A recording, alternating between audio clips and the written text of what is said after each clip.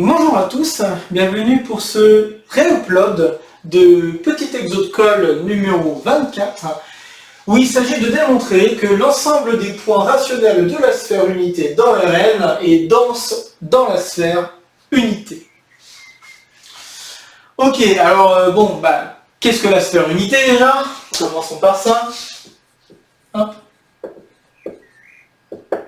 Alors la sphère unité, c'est l'ensemble des vecteurs, si on veut, ou des points dans Rn, tels que la norme de ces points. Alors ici, je vais travailler avec la norme 2, je pourrais travailler avec une norme quelconque, a priori, mais ici, je vais essentiellement me restreindre au cas de la norme 2, ça sera déjà pas mal, et en fait, il existe aussi des raisonnements qui marchent pour les autres normes.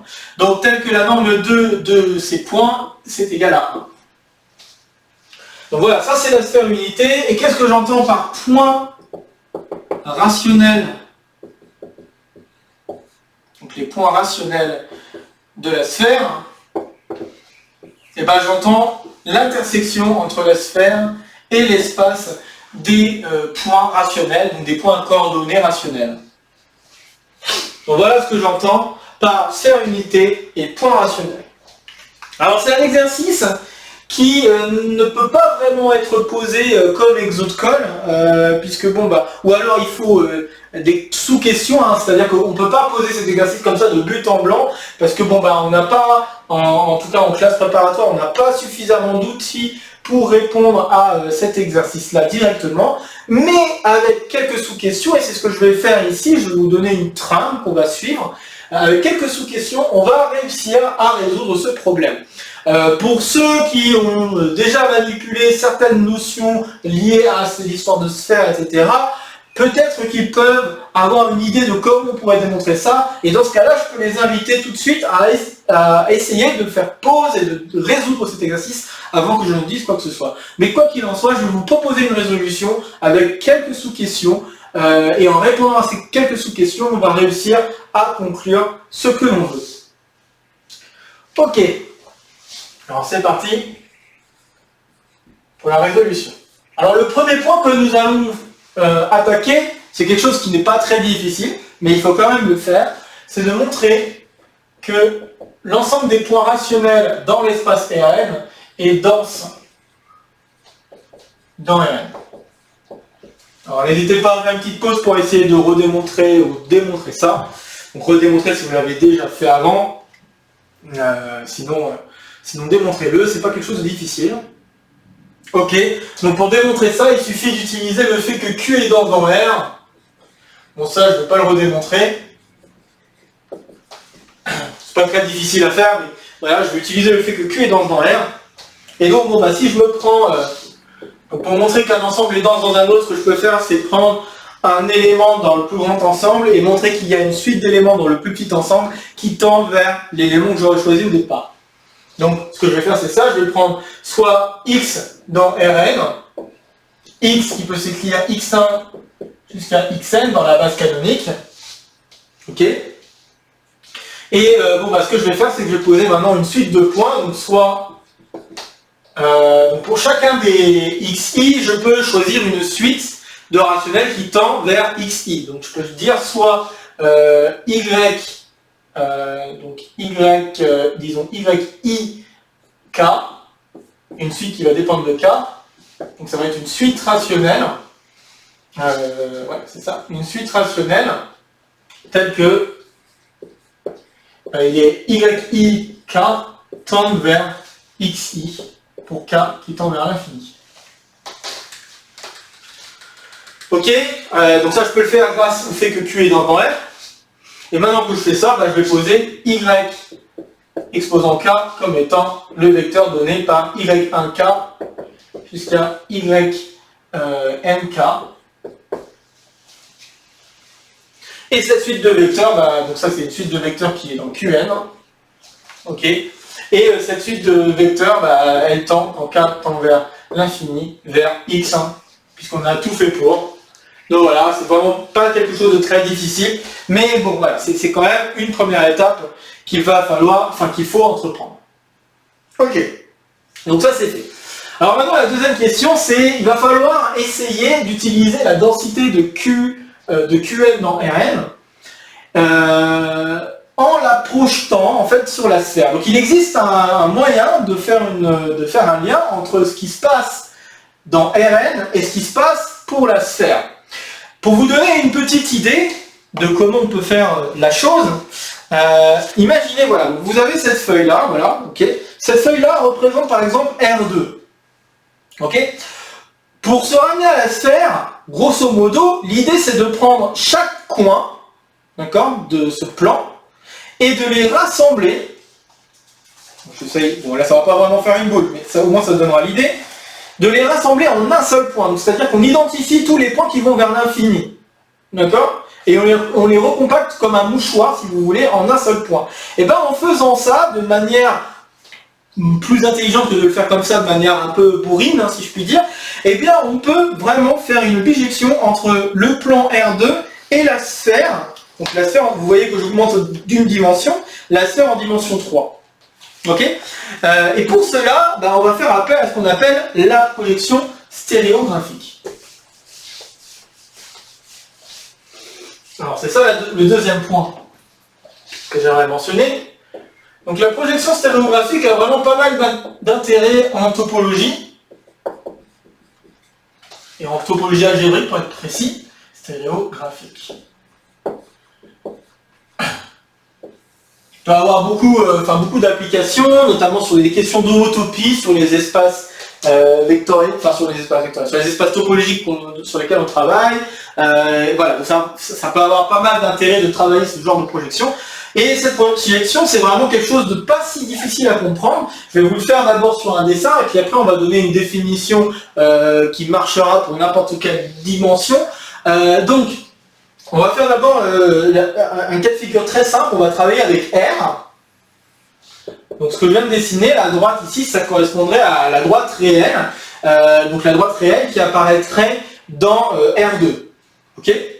Je vais mentionner où se trouve le 0. Et maintenant, je vais dessiner la sphère unité dans le plan, hein, d'accord? Donc la sphère unité dans le plan, je vais essayer de faire ça convenablement. Je ne suis pas centré, bon, comme la dernière fois, hein, comme pour la vidéo d'origine, je suis toujours pas centré, mais c'est pas grave. Ok, donc voilà, là je viens de dessiner la sphère unité, très bien. Et je viens également dessiner la droite correspondant à R. Donc c'est la sphère unité dans le plan, vous remarquerez. Bon, alors... ce qu'il me faut maintenant, c'est choisir un point dans la sphère. Alors, on ne va pas choisir n'importe quel point. Ici, on pourrait choisir n'importe quel point pour définir une projection stéréographique, mais ici, je ne vais pas choisir n'importe quel point, juste pour que les choses soient assez simples à manipuler. Donc ici, le point que je vais choisir, c'est ce qu'on appelle le pôle nord. Donc le pôle nord, bon, pour faire simple, si vous voyez la sphère en dimension 3, le pôle nord, ça correspond un peu à... Quand on voit la sphère unité, c'est un peu comme si on regardait la Terre, et donc c'est la valeur la plus haute qu'on puisse atteindre en termes d'altitude, hein, donc en termes par exemple de la dernière composante du vecteur, c'est la valeur la plus grande qu'on peut atteindre dans la sphère. Ok, donc on a, je vais noter ici, on a le pôle nord, P, ok, donc ces coordonnées ici, c'est juste 0, 1, ok, et avec ce pôle nord, ce que je vais faire, c'est que je vais m'intéresser, donc je vais réussir à faire une bijection entre les points de la sphère différents du pôle nord et les éléments qui se trouvent être les réels, hein, donc les éléments qui se trouvent sur cette droite. Et comment je vais faire ça? Ce que je vais faire, c'est que je vais prendre un point sur la sphère, n'importe lequel, je l'appelle M, et je vais dessiner la droite passant par P et par M, l'unique droite passant par P et par M, et ça va s'intersecter avec la droite réelle. Et l'intersection avec la droite réelle, c'est lui qui va être défini comme étant l'image du point de sphère que j'aurais choisi là ici. Ok? Donc vous voyez comment ça se construit. Donc on voit que l'image de M, ça va être M. Ok? Avec cette idée-là. Et vous remarquerez qu'il semblerait que je puisse faire la transformation inverse. C'est-à-dire que si je prends M, je pourrais très bien définir la droite passant par le pôle nord et passant par M. Et puis ensuite, je regarde l'intersection par rapport à la sphère. Et en regardant l'intersection par rapport à la sphère, je considère son image. Donc l'image de M pourrait être M si je vois une réciproque, puisque je vais avoir besoin à un moment donné d'une question de réciproque, puisque là par exemple je sais que Q est dense dans R, avec cette idée d'image réciproque, je vais peut-être pouvoir conclure, et bien sûr, le fait de faire ça avec des droites, ça va avoir quand même un certain intérêt, ça va me permettre certainement de montrer que l'ensemble des points rationnels de la sphère est dense dans l'ensemble des points de la sphère. Ok, alors maintenant je vais donner une définition qui marche en toutes dimensions. Donc, ce qu'il faut, c'est me donner un pôle nord, hein. Donc, comme vous l'avez compris, je vais poser P comme étant le point de coordonnées 0, 0 partout, sauf à la dernière composante. Donc, un point qui est dans Rn, enfin dans Rn, et qui est dans la sphère, d'accord? Et puis maintenant, si je donne un point de la sphère, donc soit X, de coordonnées X1 jusqu'à Xn, qui est dans... Alors, je vais peut-être augmenter, oui, je vais peut-être faire ça. Je vais peut-être augmenter d'un cran la dimension, vous allez comprendre très vite pourquoi. Mais je vais peut-être augmenter juste d'un cran la dimension et regarder dans Rn plus 1. Hein, vous voyez, par exemple ici, ma sphère là, elle est en dimension 2, enfin elle est dans un espace de dimension 2, alors que ma droite ici pour R correspond à quelque chose de dimension 1. Vous voyez qu'il y a quand même une histoire de changement de dimension. D'accord? Donc pour bien recoller avec cette histoire de changement de dimension, je vais faire comme ceci. Donc je prends le pôle nord dans Rn plus 1, je prends un point dans Rn plus 1, mais donc dans la sphère unité de Rn plus 1, donc qui appartient à la sphère unité. Alors donc on se rend compte que la sphère unité dépend essentiellement de quel espace on est, et vous voyez que bon, apparemment la sphère par rapport à la droite pourrait être vue comme quelque chose de dimension 1, si on arrive en effet à montrer que cette histoire-là, ça donne bien une bijection, et en plus de ça, une bijection bien particulière, c'est-à-dire que ça va carrément donner un homéomorphisme, j'y viendrai dans un instant. Bon, bah, ce que je vais faire, c'est que je vais noter Sn, la sphère unité qui se trouve dans Rn plus 1. D'accord? Donc là, ce que j'ai défini ici, c'est Sn-1. Sn-1. D'accord? Donc, là, ici, je prends un point dans Sn. Très bien. Et donc, bon, bah, ce que je veux faire, c'est que je veux regarder la droite passant par P et par X. Ok? Donc, la droite passant par P et par X, donc je vais la noter juste Px pour simplifier les choses. C'est une droite qui peut s'écrire de manière paramétrée. Et donc, je peux l'écrire comme étant quelque chose du genre, disons, donc 0 jusqu'à 0, 1, plus lambda fois un vecteur directeur, donc le vecteur ça pourrait être px ou xp, et donc je obtiendrai x1 jusqu'à xn et xn plus 1 moins 1. Ok? Et donc ce qui m'intéresse, c'est d'obtenir une intersection, d'accord? Donc obtenir l'intersection de cette droite avec, là ici on voit que cette droite-là, ça correspond à l'altitude 0. Ok? Donc c'est-à-dire que je veux une intersection par rapport à l'hyperplan, en fait, l'hyperplan engendré par l'altitude 0. Ok? Intersection avec l'hyperplan pour l'altitude 0. Et donc cette intersection, je l'obtiens à condition que la dernière composante, donc 1 plus lambda, ce truc-là, va à 0. Donc 1 plus lambda fois xn plus 1 moins 1 est égal à 0. Et donc si je résous cette équation, je me retrouve avec lambda qui va devoir valoir 1 sur 1 moins xn plus 1. Ok, et donc si je pose cette valeur-là de lambda, ce que je vais obtenir, c'est donc l'image de x, hein, donc x, je vais lui associer le point correspondant. Donc le point correspondant en remplaçant, c'est x1 sur 1 moins xn plus 1 jusqu'à xn sur 1 moins xn plus 1, 0. Et bien voilà comment je peux donc définir la projection stéréographique. D'accord? Ça va être ce genre de bijection. Donc je vais maintenant l'écrire la définition propre avec cette idée-là. Hop. Donc pi, ça va être la fonction qui va partir de la sphère donc je pars de la sphère dans Rn plus 1, sauf le pôle nord, et je vais vers Rn. Donc Rn, c'est-à-dire que là je pourrais oublier le 0 que j'ai mis là, hein, d'accord, et qui a un vecteur x1 jusqu'à xn plus 1, associe le vecteur x1 sur 1 moins xn plus 1 jusqu'à xn sur 1 moins xn plus 1. Voilà. Et vous voyez que cette application est bien définie tant que je prends un point qui n'est pas sur le pôle nord. D'accord? Et là, la chose intéressante, c'est que vous voyez qu'un point rationnel est changé en un point rationnel.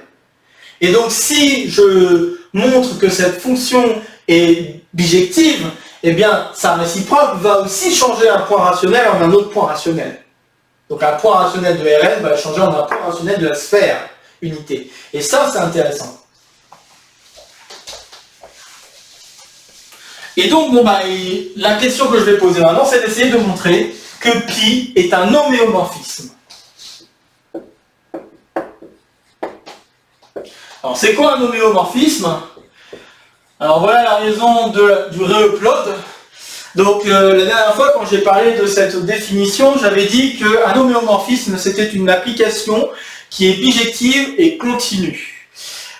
En fait, il faut qu'elle soit bicontinue, c'est-à-dire qu'elle doit être continue et que sa réciproque doit être également continue. Donc c'est un ouvert vers un autre, et donc un espace topologique vers un autre, de façon à ce que se donne une bijection qui doit être continue dans un sens, mais aussi sa réciproque doit être continue. Okay, donc un homéomorphisme, c'est une fonction qui est bijective, continue, et dont la réciproque est aussi continue.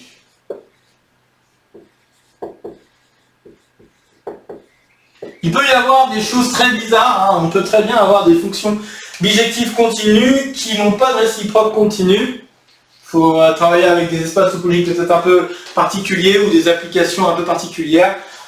Voilà, ici je ne vais pas donner de contre-exemple tout de suite, mais vous pourriez y réfléchir si en effet on peut très bien avoir une fonction qui est bijective continue et dont la réciproque ne serait pas continue. Ça peut être une idée d'exercice que vous pourriez essayer de voir par vous-même de votre côté. Bon, ici je ne vais pas le faire, mais voilà. Donc un homéomorphisme, ça doit vérifier ces choses-là. Ok. Alors je vais d'abord commencer par vérifier que pi est continu. D'accord? Alors montrer que pi est continu, c'est pas quelque chose de très difficile. En fait, si je regarde une fonction intermédiaire, donc n'hésitez pas à faire pause si vous voulez essayer de le faire avant. Hein, mais... Donc si je regarde une fonction intermédiaire, la fonction intermédiaire que je peux regarder, c'est la fonction qui à x associe 1 sur 1 moins x. Je me rends compte que cette fonction est un homéomorphisme. Donc phi est un homéomorphisme.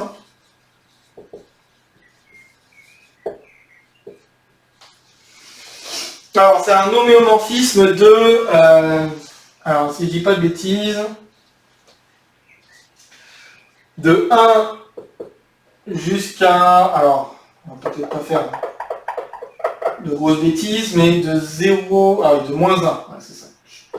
Donc de moins 1 jusqu'à 1 vers... alors moins 1, j'ai le droit de le prendre si je veux. Vers 1 demi. C'est ça, 1 demi vers plus infini. Donc c'est un homéomorphisme qui vérifie cette chose-là. Ok. Bon, alors c'est pas très difficile de vérifier que ce phi est continu, hein, d'accord, donc phi est continu. Je pense que c'est assez trivial. Ensuite, le fait que ce soit bijectif, c'est pas très difficile, il suffit de résoudre y égale 1 sur 1 moins x. En résolvant, on se retrouve avec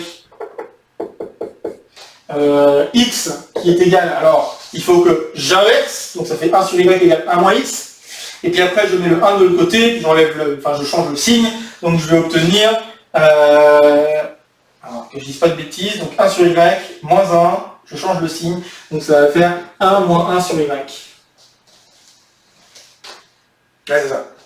Donc j'obtiens ça, ok, donc c'est bien, et donc la fonction réciproque ici, phi moins 1 de x, ce serait 1 moins 1 sur x, et cette fonction-là, elle est en effet bien une fonction, donc ça c'est bien une fonction continue.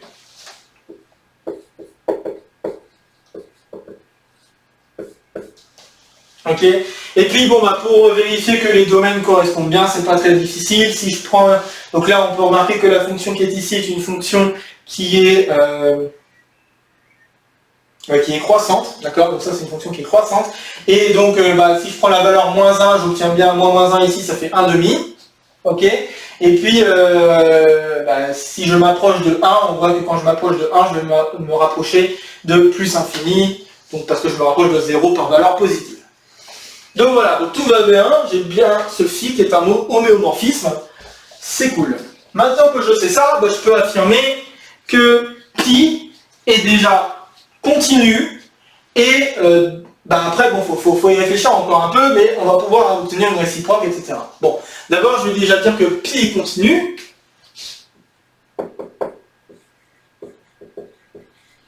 Puisqu'on se rend compte en fait que pi de x, eh bien c'est phi de xn plus 1 fois x1 jusqu'à xn. Donc c'est le produit de deux fonctions continues. La fonction qui a xn plus 1 associe phi de xn plus 1 et la fonction qui a x1 jusqu'à xn plus 1 associe x1 jusqu'à xn, qui est une projection, d'accord? Projection linéaire si on veut. Ici, enfin je précise linéaire au sens où là je parle d'une projection qui n'est pas vraiment linéaire, puisque bon, si j'avais multiplié par lambda des choses comme ça, il va se passer des choses qui ne sont pas trop linéaires, c'est pour ça que je précise linéaire. Mais bon bref, en tout cas c'est la composition de, enfin là c'est le produit de deux fonctions continues, donc ça c'est bien continu. Maintenant j'aimerais bien montrer que c'est que ça admet une réciproque, et la réciproque ça va être un peu le même genre d'idée que ce que je disais il y a quelques instants quand j'ai introduit la projection stéréographique. C'est-à-dire que, en gros, je veux refaire la droite, mais cette fois-ci, je vais passer par le point qui est dans Rn, et je vais avoir une intersection avec la sphère, et je veux trouver cette intersection avec la sphère. Ok, alors...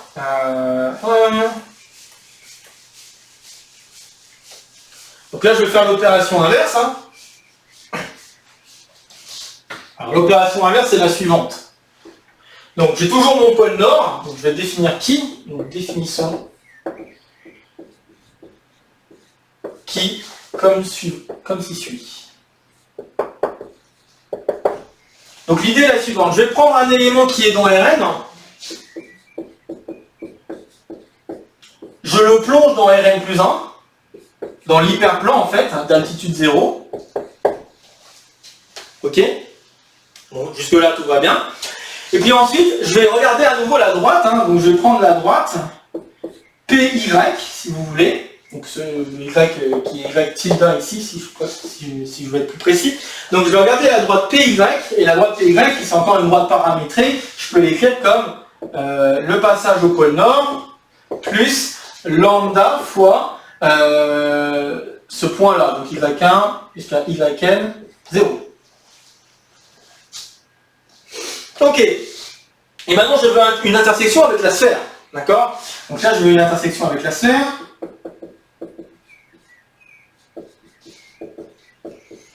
Avec la sphère. Et donc qu'est-ce que ça veut dire? Ça veut dire que je veux que la norme du vecteur que j'obtiens soit égale à 1. Ok? Donc ça veut dire que la norme du vecteur lambda y1 jusqu'à lambda yn, et le dernier c'est juste 1.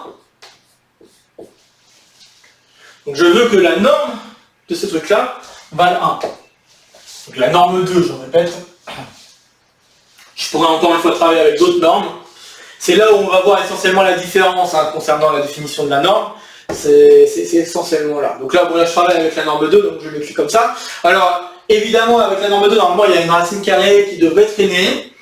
Bon, cette racine carrée, je vais considérer qu'elle n'est pas... Enfin, je vais la mettre au carré, en fait, je vais mettre ce truc-là au carré pour ne plus avoir à la considérer. Donc cette égalité-là revient à la même chose que de dire lambda carré y1 carré plus blablabla plus lambda carré yn carré plus 1 au carré, donc égal 1. Je veux que ça soit égal à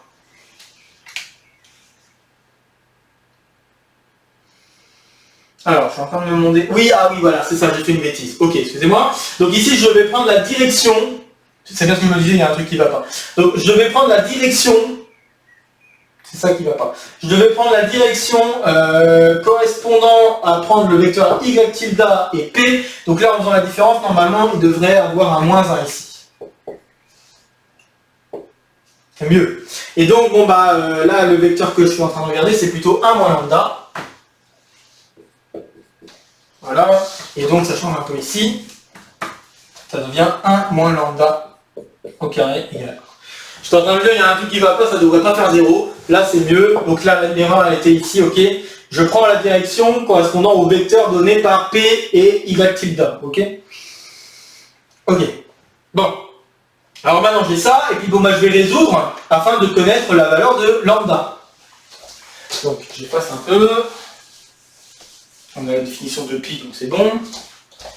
Alors je résous, hein. Donc je vais développer un petit peu. J'ai donc lambda carré fois la norme de y carré. Hein.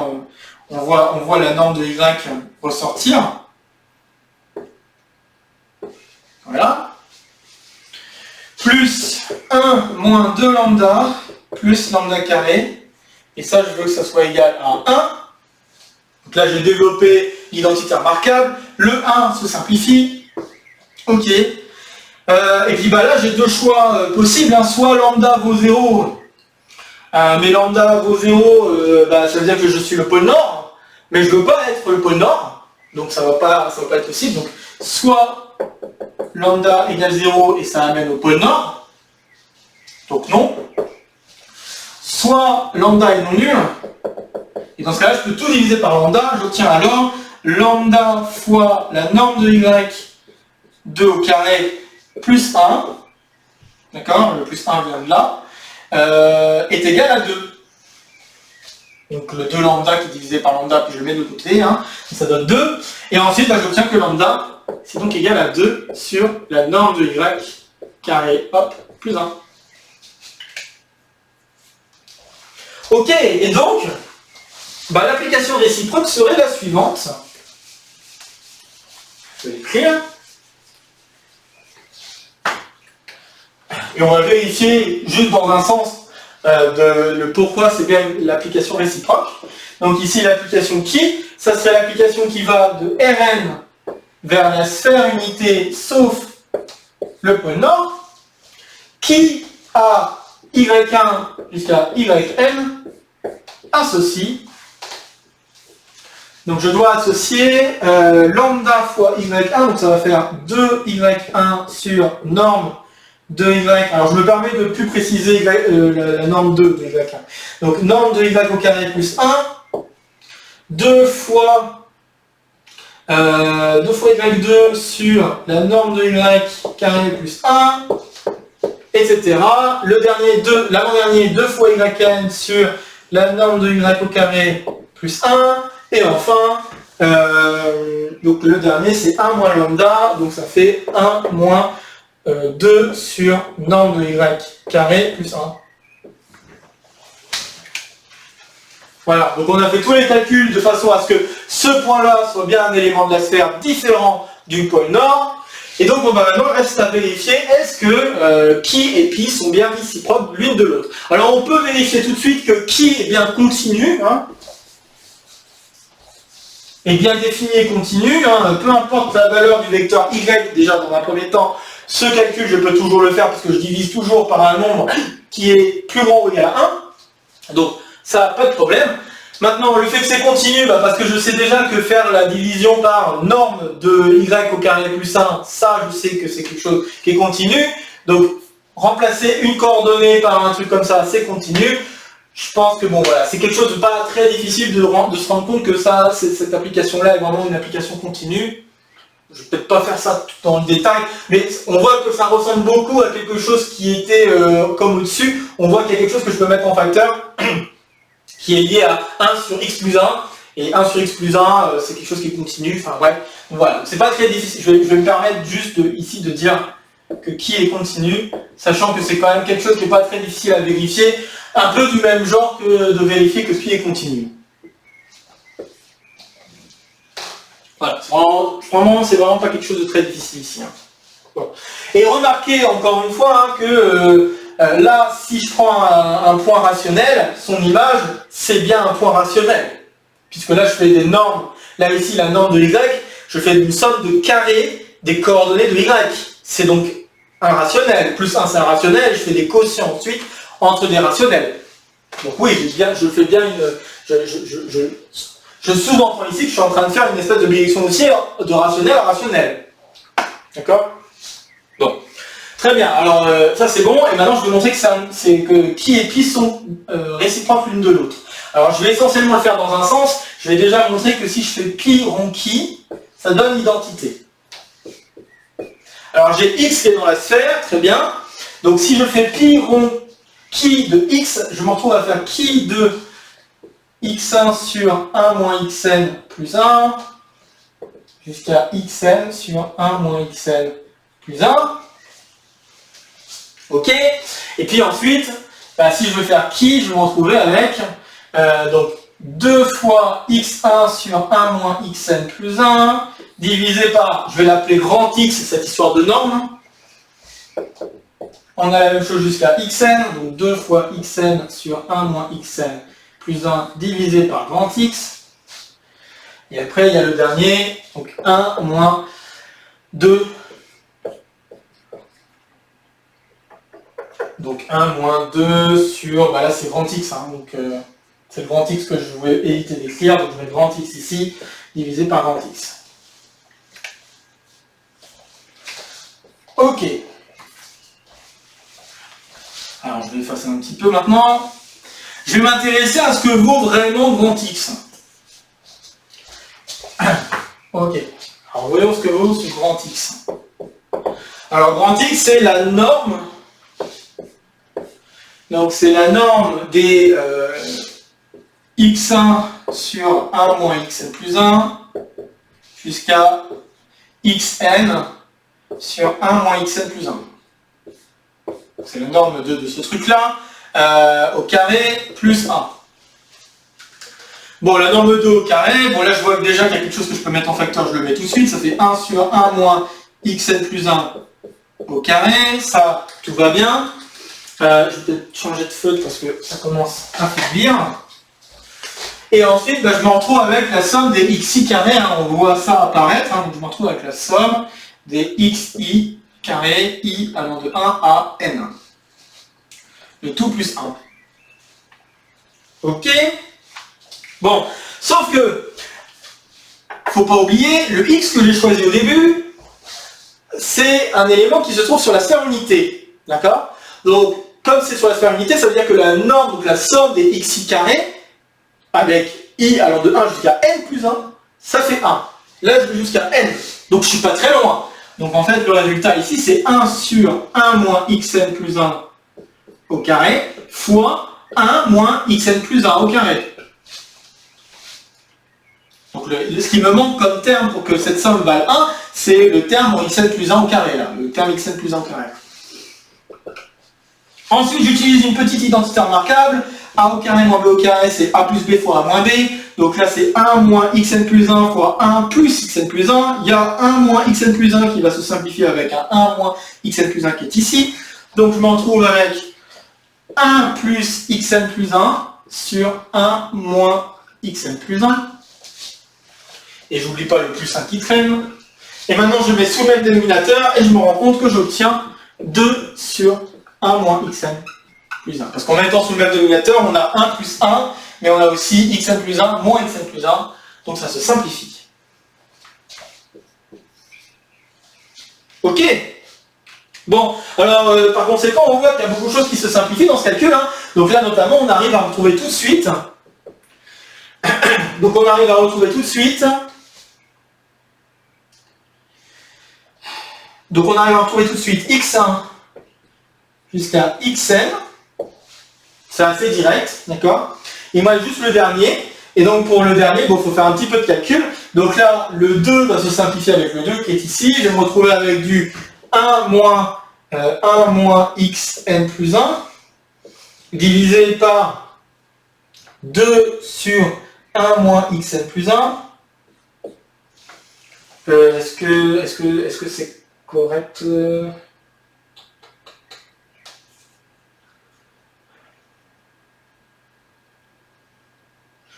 suis juste en train de me demander si je n'ai pas fait...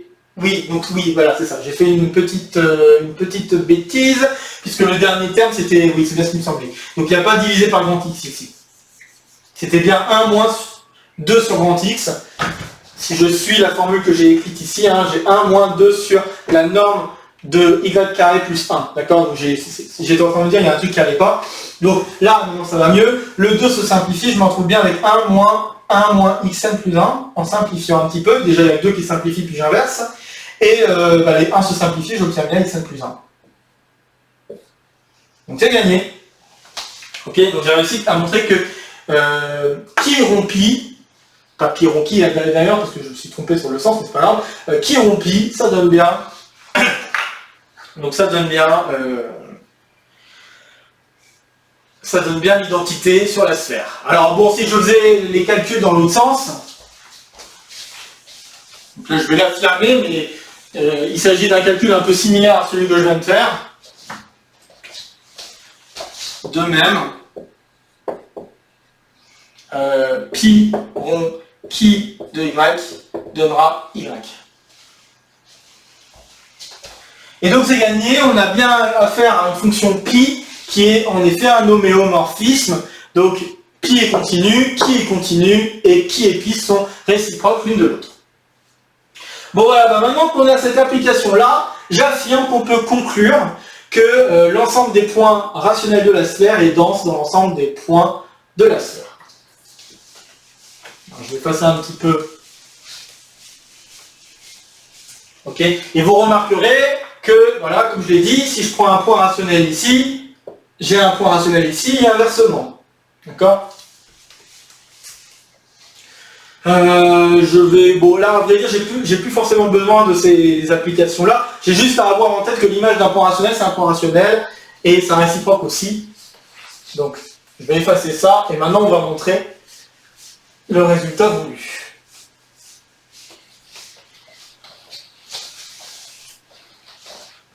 Ok. Conclure. Alors pour montrer le résultat voulu, donc bon on va faire un peu comme on aimerait faire. Donc c'est-à-dire que je vais prendre un point dans la sphère, donc soit x dans la sphère.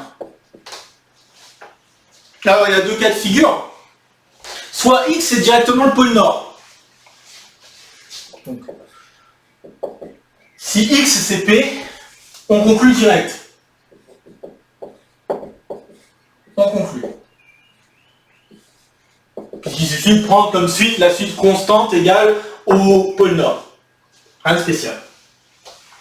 Maintenant, sinon, et bien ce que je vais faire, c'est que je vais regarder l'image de x par pi. Par pi, pardon. Donc, sinon, j'ai pi de x. Pi de x, ça va être un élément dans Rn. Je sais déjà que Qn est dense dans Rn. Donc, Qn dense dans Rn. Donc comme Qn est dense dans Rn, ça veut dire que je peux trouver une suite de Y dans l'espace Qn. Je vais jongler un peu avec les couleurs. Donc, à cause du fait que le feutre meurt un petit peu. Donc, j'ai une suite d'Y qui tend vers pi de x. Donc, tel que... Eh bien, YK tend vers x, pi x, quand K tend vers l'infini. Ok.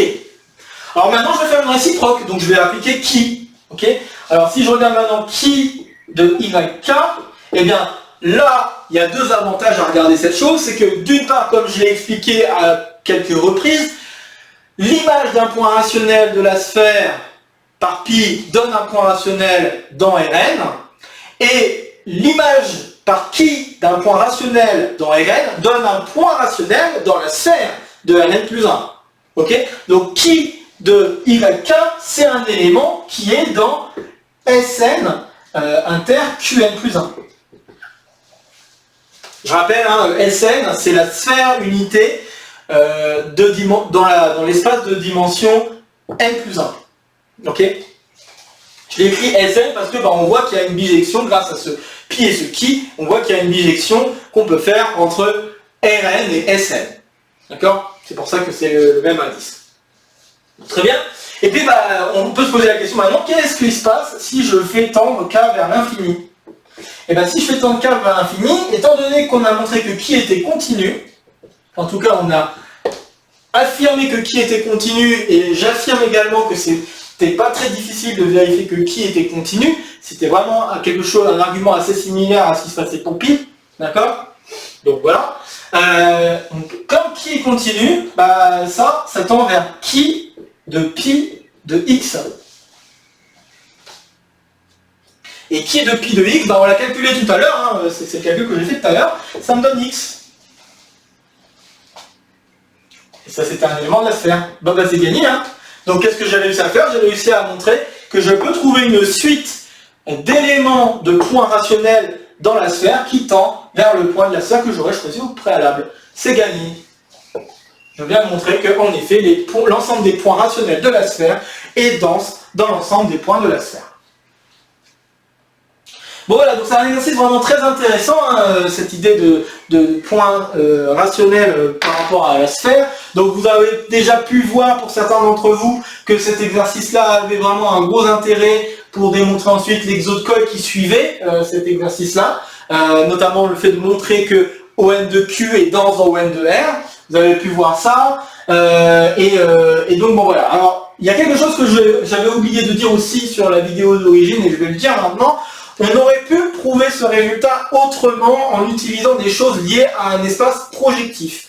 En effet, quand je travaille avec la sphère, donc là si je reprends le dessin que j'ai fait tout à l'heure, mais je ne vais pas dessiner la droite R, donc si je travaille dans R2 et je regarde la sphère unité, je me rends compte que pour n'importe quel point de la sphère, je peux associer une droite.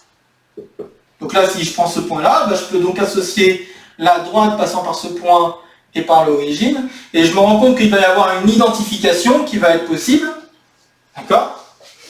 Et donc, ce qui peut se passer, c'est que je peux donc faire une espèce de bijection entre, et c'est pas une espèce de bijection, ça va vraiment être une bijection, je peux faire une bijection entre l'ensemble des droites que je peux définir dans Rn plus 1 plutôt, et l'ensemble des points de la sphère, plus précisément, l'ensemble des points de la sphère quotientés par une relation, ici la relation est la relation d'antipodalité, donc c'est-à-dire la relation suivante, x est en relation avec moins x, d'accord? Donc, j'affirme, alors, l'ensemble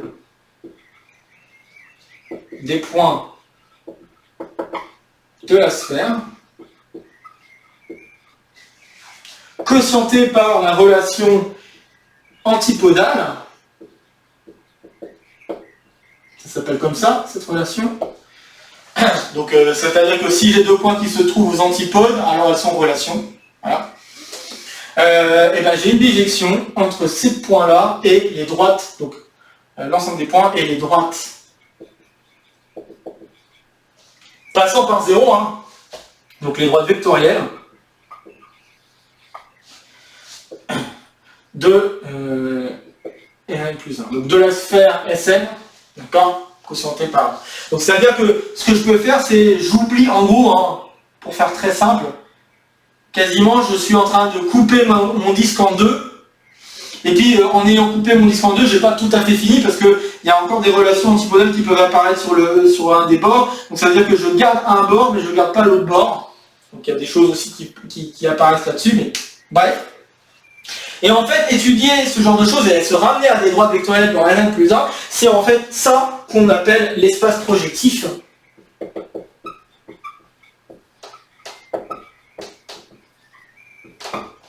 Et en fait, en travaillant les droites, on sait que les droites, on peut les définir à l'aide d'équations paramétriques. Et ces équations paramétriques, en gros, qu'est-ce que ça veut dire avoir un point rationnel? Ça veut dire que les équations paramétriques en jeu fait amener à des coefficients qui seraient rationnels. Ou en tout cas, pas forcément rationnels, mais en tout cas qui doivent être en relation, il doit y avoir quand même une relation qui doit être liée peut-être entre les deux points par exemple qu'on aurait pu choisir. Mais bon, globalement on peut se dire dans notre tête que c'est quasiment se dire qu'on prend des droites qui sont définies avec des coefficients rationnels, quitte à diviser par un irrationnel qui serait peut-être un racine de 2 de chaque côté, ou voilà, bref. On ne peut pas avoir deux points qui se répètent, qui amèneraient peut-être à des coefficients qui seraient Q libres, donc c'est-à-dire qui amèneraient à une famille libre au sens de Q espace vectoriel. D'accord, bon. C'est assez poussé comme truc, mais ça peut être une idée qui peut amener à de belles choses également. Donc travailler avec cet espace projectif, ça ramène donc à travailler avec des droites vectorielles, hein, ça revient à la même chose. Et si on travaille avec la bonne topologie, on peut réussir à démontrer que l'ensemble des droites vectorielles rationnelles, donc ceux qui sont définis, si on simplifie un peu les choses, ceux qui sont définis avec des points qui seraient à coefficient rationnel, ça serait dense dans l'ensemble des droites vectorielles qu'on peut définir dans Rn plus 1. D'accord? Ça ramènera à cet exercice-là. Et cet exercice-là, bon, peut paraître un peu plus simple, même s'il y a encore aussi des difficultés, hein, pas tout à fait les mêmes que celles qu'on a rencontrées ici, mais quand même très très proches. Mais bon, voilà. Faut savoir que voilà, il existe une autre résolution qui passe par ce genre de choses. Je ne vais pas développer davantage, mais ça peut être intéressant quand même de jeter un coup d'œil si ça vous intéresse. Enfin, si vous trouvez ça également intéressant de voir un petit peu ça. Mais bon, enfin voilà, ça fait appel à des objets, des choses beaucoup plus poussées dans la topologie algébrique. Mais voilà, donc si ça vous intéresse, n'hésitez pas à y jeter un coup d'œil. Voilà, donc je pense avoir corrigé l'essentiel, je pense avoir dit ce qu'il fallait pour cet exercice. J'espère que ce réoplot vous a plu. Donc comme d'habitude, n'hésitez pas à partager la vidéo si vous pensez que d'autres camarades peuvent être intéressés par l'ensemble de la chaîne et bien d'autres par cet exercice en l'occurrence. N'hésitez pas à laisser en commentaire si vous avez des questions ou des remarques à faire concernant l'exercice. J'espère que la correction apportée sur la définition d'homéomorphisme et cette remarque que je viens d'ajouter en plus, que je voulais dire la dernière fois mais que j'ai complètement zappé, j'espère également qu'elle est assez intéressante à voir ici. Et puis voilà, sur ce, je vous retrouve très bientôt pour de prochaines aventures, de prochains numéros de Petit Exotocall et d'Exotocall. Sur ce, portez-vous bien et à très bientôt. Salut à tous.